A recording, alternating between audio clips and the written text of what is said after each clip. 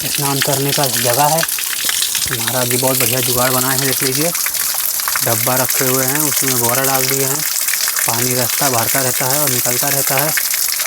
तो ये देखिए ये देखिए, दर्शन कर लीजिए, यही भगवान है। ठीक,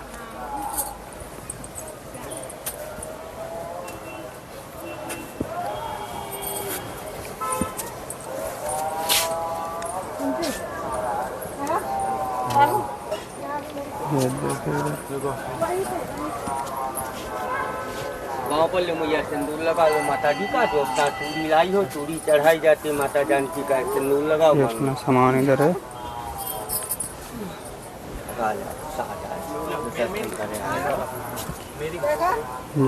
वहाँ तक है।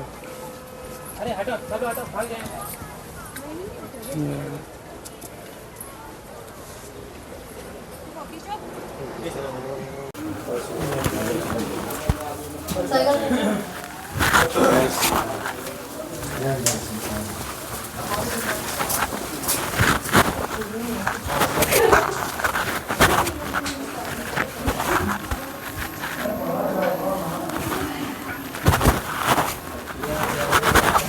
इधर और सी है जी, कहाँ पे?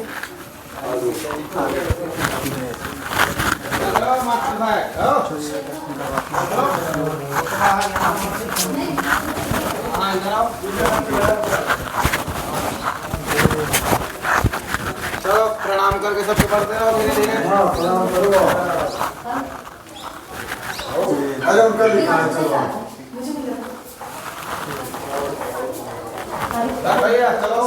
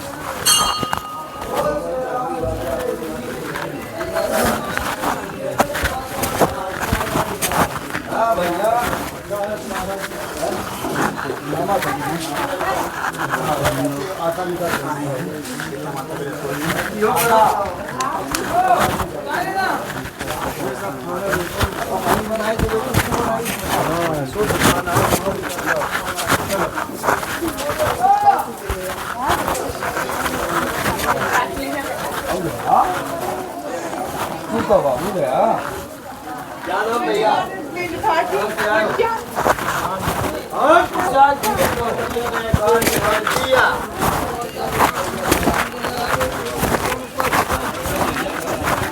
हम लोग अब चलते हैं तो सीता जी माता जी का दिखा दी, सीता माता जी का दिखा दी। तो अब हमारा यहाँ से जा रहे हैं आगे, हम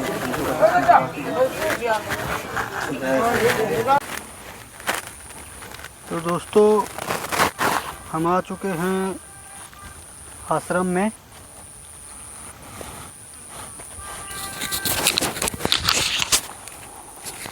तो दोस्तों हम आ चुके हैं आश्रम में और इधर देखिए ये ऐसे ही रास्ता है यहाँ पे, ये देखिए इधर ही से हम लोग जाएंगे आगे। अब ये देखिए वहीं मार्ग है जहाँ पे हमको जाना है, पीछे का मार्ग देख सकते हैं आप, ऐसे ही है और काफ़ी ज़्यादा सुनसान है, घना है। ऐसा सामान ये देखिए कितना बड़ा है, हम लोग देखिए, ये देखिए कितना बड़ा है थैला है ना, खूब बड़ा सा।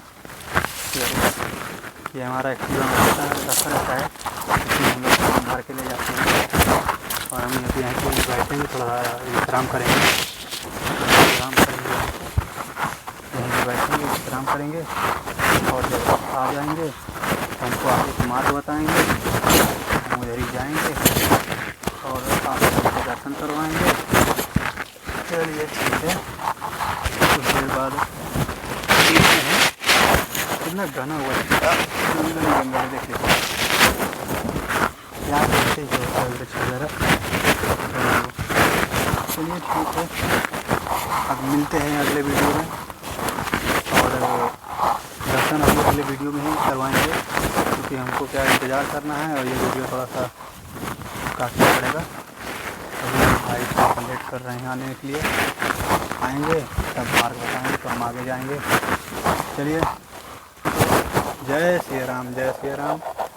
चलिए रखते हैं, अब हमको जाना होगा, थोड़ा सा इंतजार करिए, और नेक्स्ट वीडियो में आपका ये सब आएगा जो हम महाराज जी के साथ रहेंगे।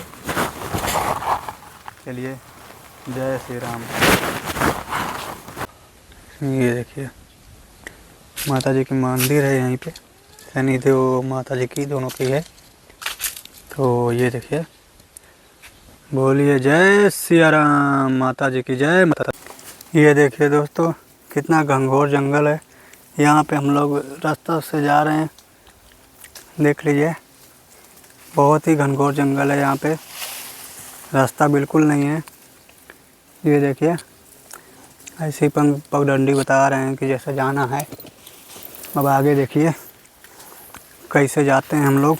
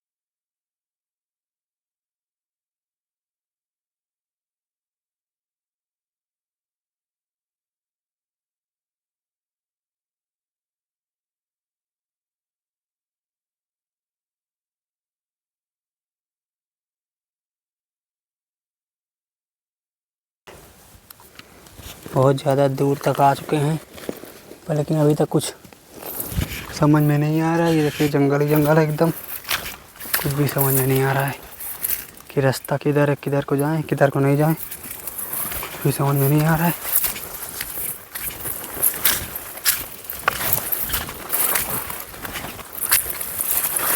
ये देखिए, कुछ समझ में नहीं आ रहा है कि कहाँ पे रास्ता है, कहाँ पे नहीं है। ये देखिए, कहीं कुछ भी समझ में नहीं आ रहा है। देखिए, कोई रास्ता समझ में नहीं आ रही, किधर को जाएं, किधर को ना जाएं। ये देखिए, ये देखिए, कुछ समझ में नहीं आ रहा है किधर को जाएं, किधर को नहीं जाएं। ये देखिए, ये देखिए, कुछ समझ में नहीं आ रहा है, बस चले जा रहे हैं, चले जा रहे हैं। ये देखिए, कुछ भी समझ में नहीं आ रहा है इस जंगल में, किधर का रास्ता है, किधर को नहीं है, कुछ भी समझ में नहीं आ रहा है। ये देखिए, कुछ बना हुआ है, क्या चीज़ है पता नहीं, भगवान का है या किन का है। अब रास्ता के बारे में ईश्वर जाने किधर से है, काफ़ी गोपनीय है, क्योंकि अगर मेरा इतना संपर्क नहीं होता तो दोस्तों मैं ये निशान नहीं पाता। ये देखिए, तीर का निशान है, ये रास्ता मैं कभी नहीं पाता अगर मेरे पास संपर्क नहीं होता, क्योंकि इतने लोग मेरे को बताए हैं। का बता रहे वे, जहाँ बन पावनो, पावन है, पवित्र है, सुहावनो, सुहाना है, अच्छा लगता है। जहाँ बन पावनो सुहावनो, जहाँ बन पावनो सुहावनो, विहंग मृग देख अति लागत, आनंद खेत खूंट सो। और क्या, झरना झरत झार शीतल पुनीत वार, मंदाकिनी मंजुल महेश जटा जूट सो। 3 प्रकार की सुगंध मंद हवा बहती है जो आदमी को सुख दे। मंजुल महेश जटा जूट सो, सीता राम लखन निवास, बास मुनिन को, और सिद्ध साधु साधक सबे विवेक बूट सो।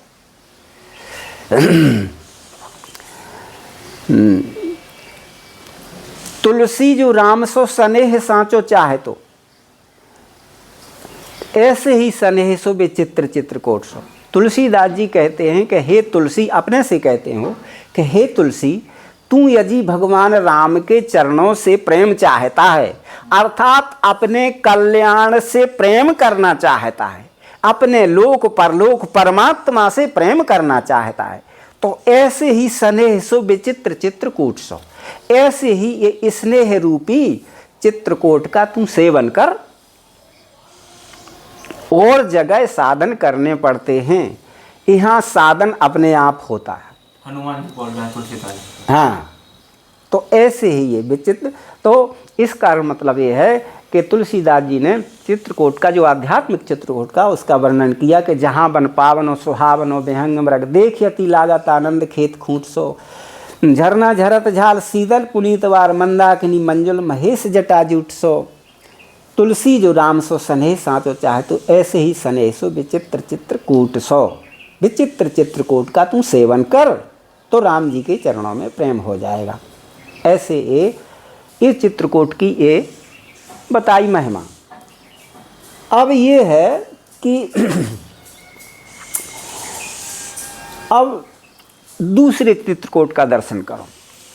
ये चित्रकूट, ये दूसरे चित्रकूट क्या हुआ? हाँ वो बता रहे, इसका नामकरण अच्छा। चित्रकूट। देखो कोई भी चीज का कारण सहित नाम बनता है। जैसे जो व्यक्ति जिस काम को करता है उसको उसको कारण सहित उसके नाम के सहित बन जाता है। जैसे मिस्त्री, तो मिस्त्री वो मिस्त्रीगिरी करता है इसलिए उसका नाम मिस्त्री है। जैसे ड्राइवर, अब ड्राइवर वो ड्राइवर करता है, गाड़ी चलाता है तो ड्राइवर, कारण सहित नाम। तो अब ये चित्रकूट, चित्र को कूट, इसका मतलब ये है कि एक बार ब्रह्मा जी ने जब सृष्टि का रचन किया तो उसमें सारे तीर्थों की उत्पत्ति हुई सृष्टि में।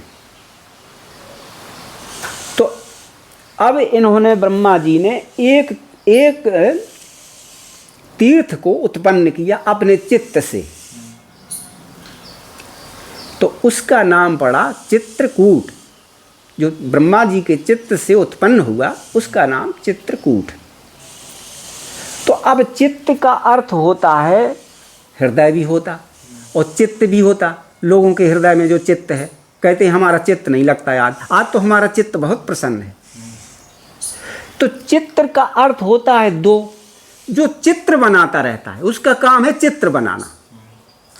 और महात्मा लोग क्या करते हैं कि इस चित्र को चित्र नहीं बनाने देते। चित्र नहीं बनाना, बिल्कुल शांत हो जाना, उसका नाम साधना। जब चित्र नहीं बनेगा कोई हृदय में तो फिर वहाँ ईश्वर का अनुभव होता है। कोई चित्र ना बने, इसी को कहते हैं मन शांत नहीं। अरे मन के पीछे क्यों पड़ते हो? देखो शरीर का, संसार का स्वामी जो शरीर है जो दिखाई दे रहा, और इसके स्वामी है इंद्रियां, और इंद्रियां का स्वामी है मन, और मन का स्वामी है बुद्धि, और बुद्धि का स्वामी है चित्त। तो चित्त में ही सब कुछ ये संसार बना है। जब चित्त को रोक ले वो तो मन भी रुक जाएगा, बुद्धि भी रुक जाएगी, इंद्रियां भी रुक जाएगी, शरीर भी रुक जाएगा, फिर अनुभव होता। चित्त को प्रभावित करने वाला क्यों? देखो आज तक जितनी भी व्याख्याएं हुई हैं वो करते हैं लोग, तो चित्त तक करते हैं।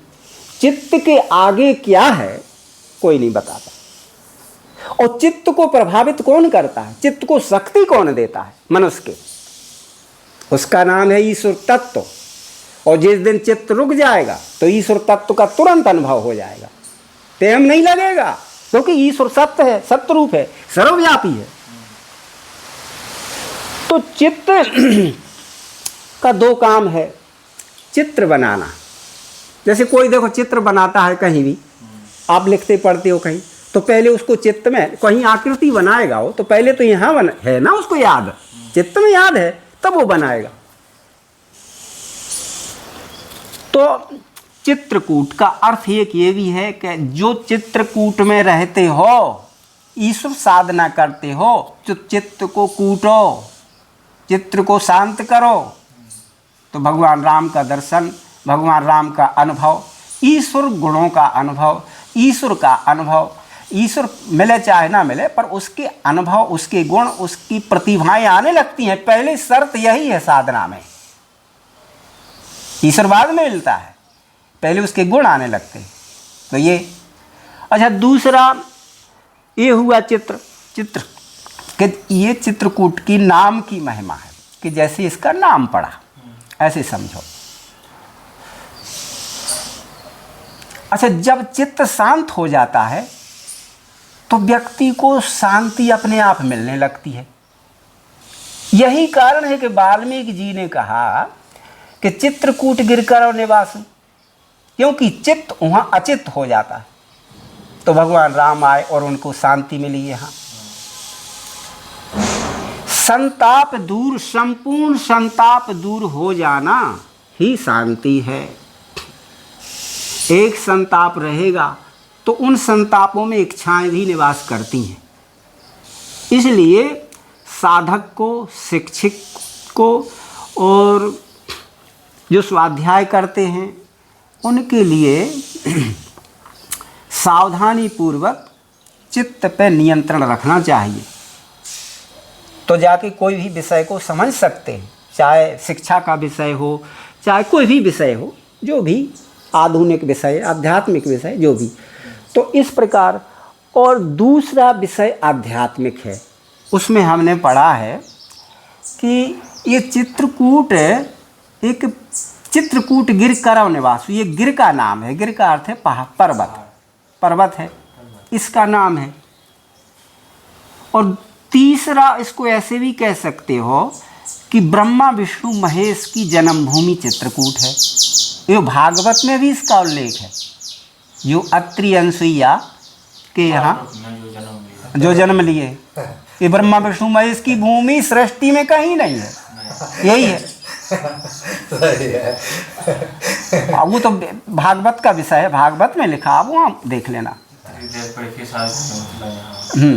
तो चित्रकूट में भगवान निवास करते हैं, तो उसका नाम गिर है।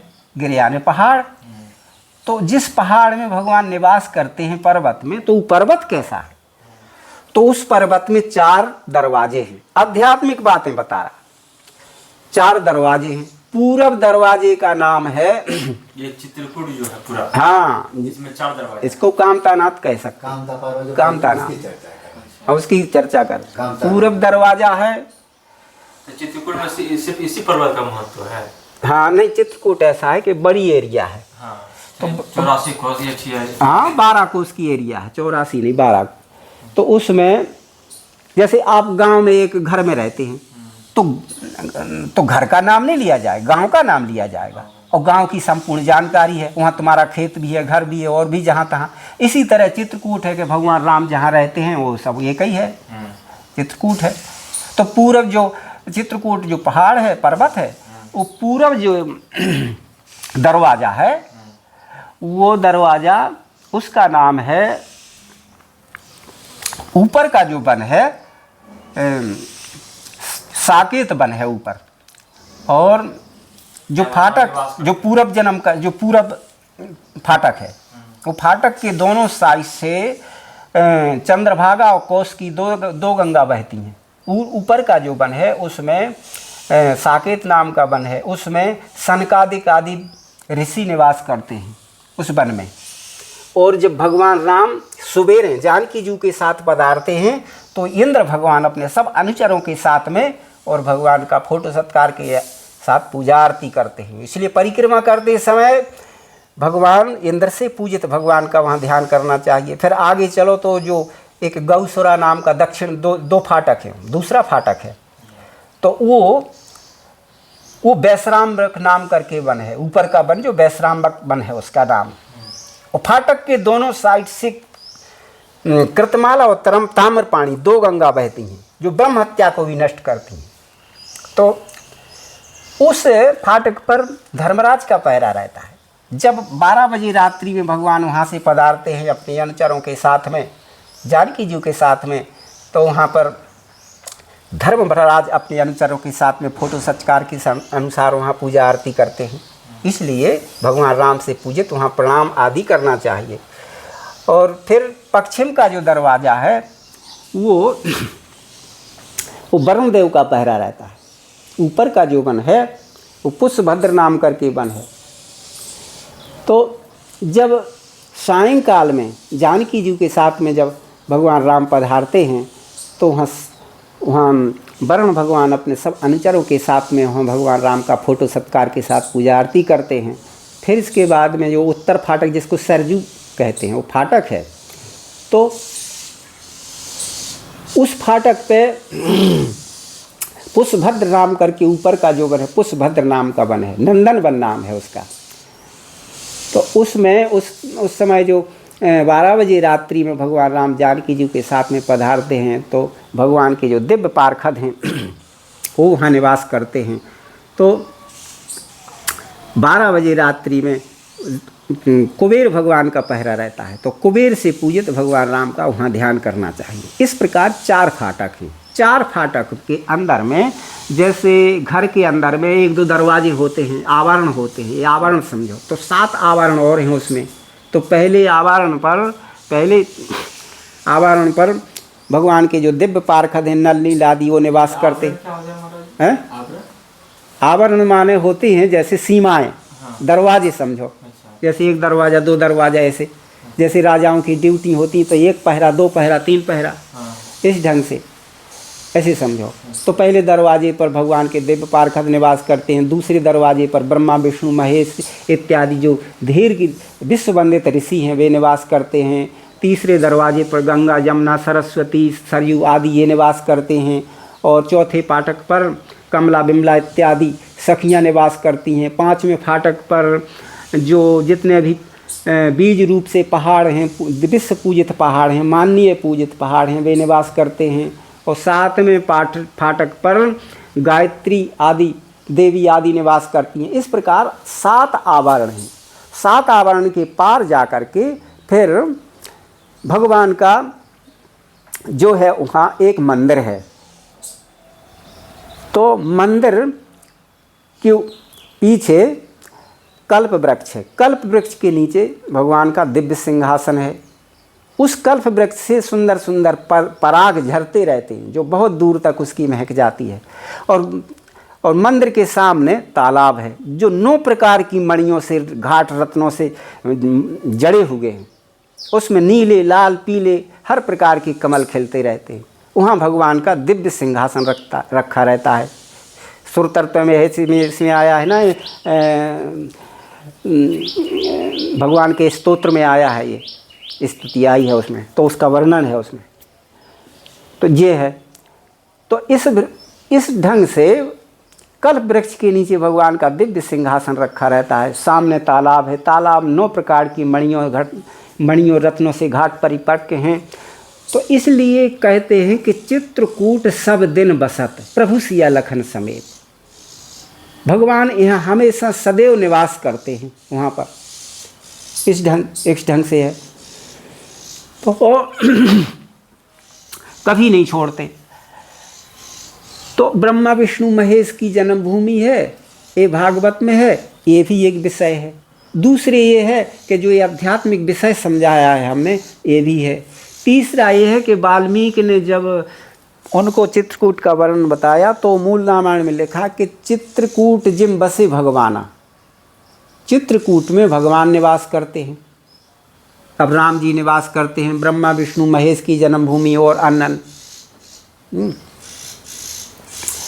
तो इस ढंग से है। चित्रकूट महिमा अमित कही महामुनि गाय। अनेक तरह से उस महिमा का वर्णन किया वाल्मीकि ऋषि ने। तो ये भी समझो। अच्छा, तुलसी कृत रामायण में जाओ, देखो उसको, देखो ढंग से देखना चाहिए।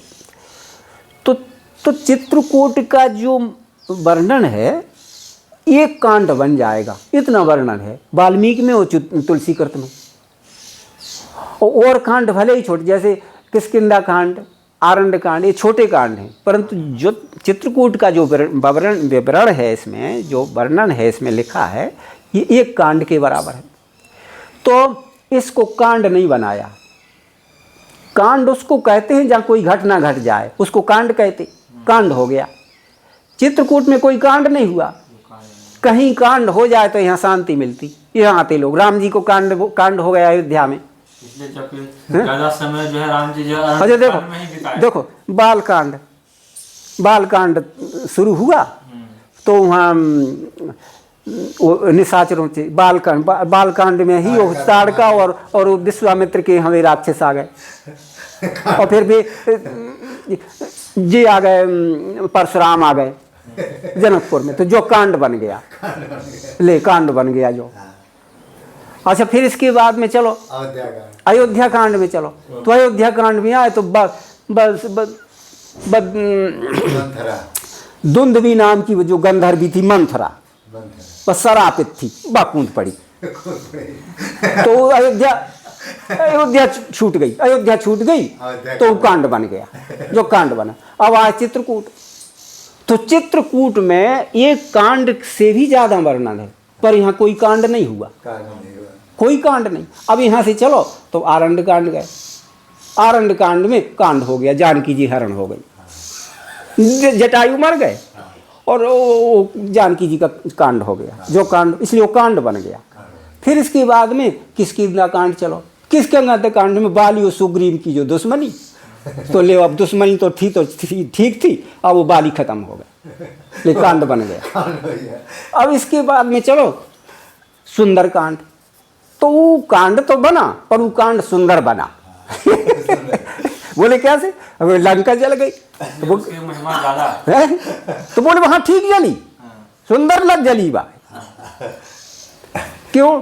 क्योंकि वहां जो भी कांड हुआ तो सब विचार पूर्वक कांड हुआ, कभी मन कीन विचार, तो विचार पूर्वक जो काम करोगे तो गलत भी हो जाएगा, तो कांड नहीं बनेगा, वो सुंदर कांड बनेगा। सब कांड से ज्यादा महिमा सुंदर कांड की है।